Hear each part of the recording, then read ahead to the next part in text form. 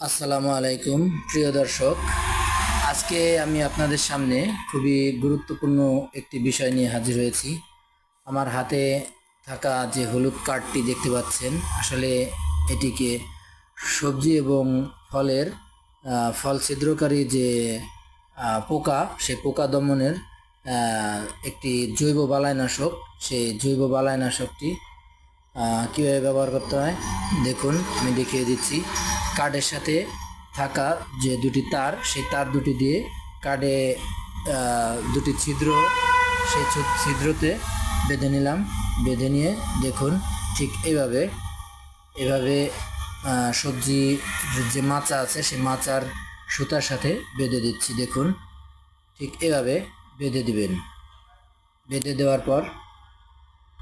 দেওয়ার পর আমরা যেটি লক্ষ্য করব সেটি হচ্ছে আমাদের কার্ডে